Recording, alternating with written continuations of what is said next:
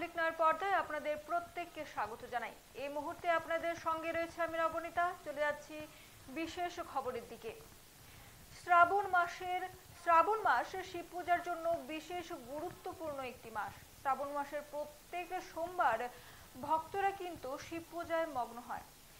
মনে করা হয় শ্রাবণ মাসের সোমবারে শিব পূজা করলে যে পুণ্য লাভ হয়, শিব চতুর্দশীতে একই রকম পুণ্য লাভ হয়।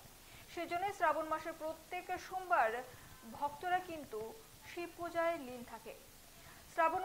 বিশেষ করে শ্রাবণ মাসের শেষ সোমবারটি শিব পূজার জন্য বিশেষভাবে গুরুত্বপূর্ণ এবং সেই শেষ সোমবারটি কিন্তু ভক্তদের জন্য বিশেষ তাৎপর্যপূর্ণ বলে ভক্তরা মনে করেন।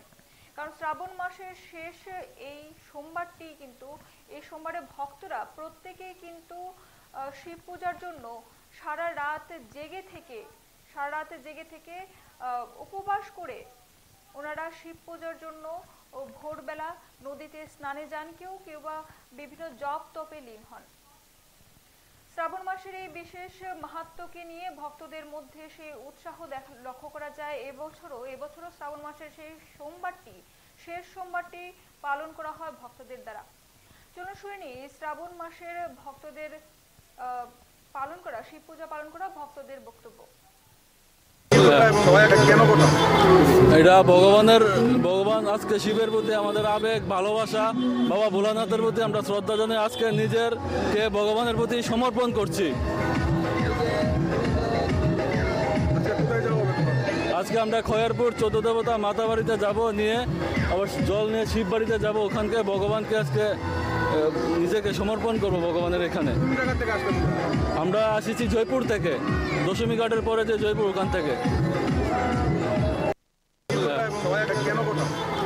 এটা ভগবান আজকে শিবের প্রতি আমাদের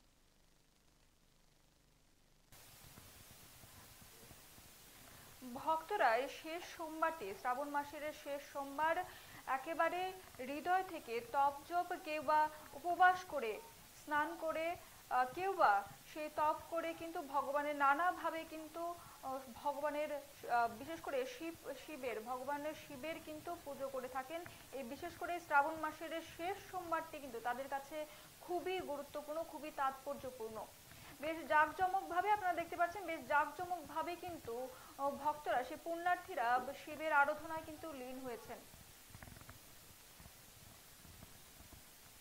নিয়ে নিচ্ছে একটি ছোট্ট বিরতি, ততক্ষণ পর্যন্ত সঙ্গে থাকুন।